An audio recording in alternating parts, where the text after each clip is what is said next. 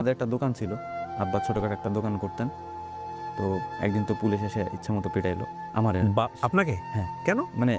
মানে ওই সময় তো কথা ছিল হচ্ছে যে যে মুদি দোকানগুলো খোলা থাকবে, চাল ডাল এগুলো যারা কিনবে এটা খোলা থাকবে।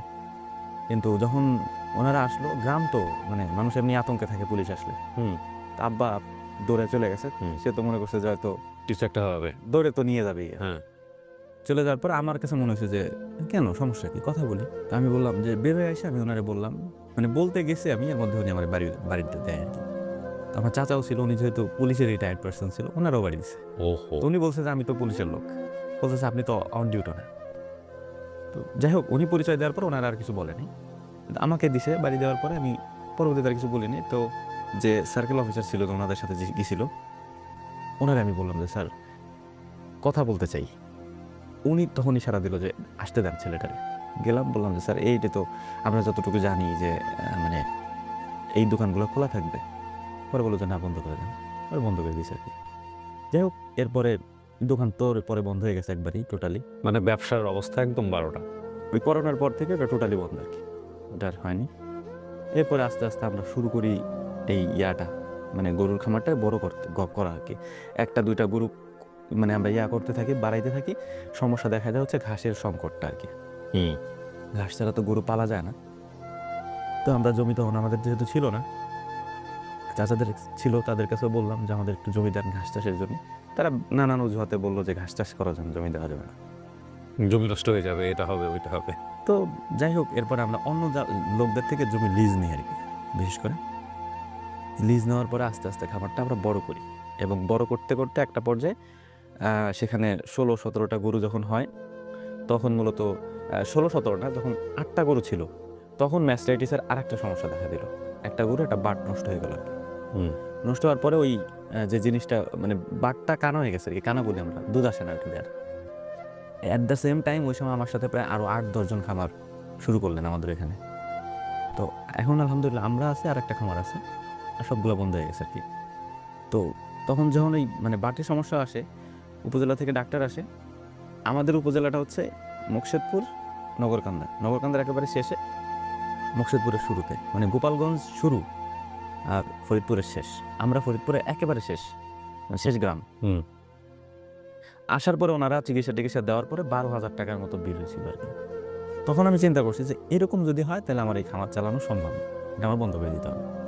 মানে একটা বাট ঠিক করতে যদি আমার 12,000 টাকা লাগে, এবং গরুটাকে শোয়ানোর পরে তারপরে অনেক কষ্ট দিয়ে ওরে ঠিকঠাক করা হয়েছিল, বাট বাট ঠিক হয়নি, বাটখানা হয়ে গেছে আর কি। এরপরে ওই চিকিৎসা সম্পর্কে আমি একটু জানার চেষ্টা করি যে এটা সমস্যাটা আসলে কোথায় হইল। জানতে জানতে অনেক গবেষণা করার পর ওই সেম চিকিৎসাটা আমরা এখন 30 টাকায় দিই।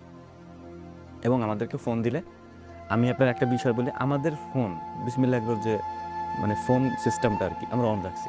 যে কেউ চাইলে পেজ থেকে আমাদের ডিরেক্ট কল দিতে পারে। রাত 3টার সময় ফোন দেয়, 4টার সময় ফোন দেয়, ফজরের নামাজের একটু আগে, গভীর ঘুম, তখনও ফোন দেয় যে ভাই আমার মানে গাভীর ডেলিভারি হইতেছে, এই সমস্যাটা হচ্ছে কী করবো ভাই, পরামর্শ দেয়। পরামর্শ দেন তখন? হ্যাঁ, তখন আমাদের মানে গরুর খামারিদের জন্য 24 ঘন্টা, আপনি যে সময় ফোন দেন। কারণ আমি মানে এটা ফিল করতে লাগছে যে সমস্যা হইলে মানুষ কাটা কবুতরের মতো ছটফট করে একটা গরুর।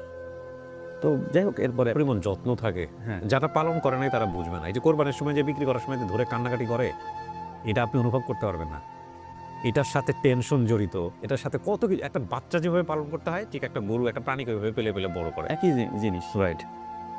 এরপরে আলহামদুলিল্লাহ মোটামুটি চিকিৎসা সম্পর্কে যখন ভালো একটা আইডিয়া আসলো, জি। তখনও তো বোধহয় বিসমিল্লাহ এগুলো নাম দেন নাই।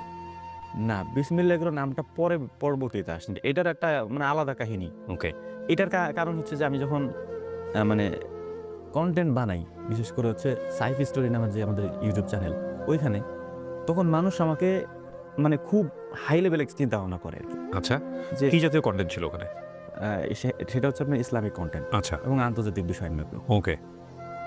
তো মানুষ আমারে যেহেতু মনে করতেছে যে এই লোক মানে অনেক বড় কিছু, হুম। হ্যাঁ, তখন আমার কাছে মনে হলো যে আমি তো মানুষের মনে ধোঁকা দিচ্ছি। কারণ আমি তো কি এটা আমি জানি, আমি পার্সোনালি কী কাজ করি সেটা আমি জানি, জি। এবং এটার পাশাপাশি হচ্ছে যে আমি এই কন্টেন্টগুলো বানাই। এরপরে আমি চিন্তা করলাম যে তাহলে আমার এই কাজগুলো আমি মানুষের সামনে উপস্থাপন করি, যে ভাই আমি আসলে যেটা মনে করেন সেটা না। হ্যাঁ, আচ্ছা। যেহেতু ওই সময় আমি প্রচুর পরিমাণে ভিডিও চলতো আমার। আমি যেটা দেখতে পাচ্ছি এই মুহূর্তে, যে আপনার সাইফ স্টোরি চ্যানেলে প্রায় 6 লাখের কাছাকাছি সাবস্ক্রাইবার, আর আপনার বিসমিল্লা এগুলোতে প্রায় 4,21,000 এই মুহূর্তে যখন আমরা রেকর্ড করছি ভিডিওটা। এটা হচ্ছে চ্যানেল কয়টা আপনার? চ্যানেল টোটাল আমরা 9 জায়গায় ভিডিও আপলোড করি। এতগুলো চ্যানেল তো আমারও নাই। মানে আমাদের এক একটা চ্যানেল লিঙ্ক করা এক একটার সাথে। জি।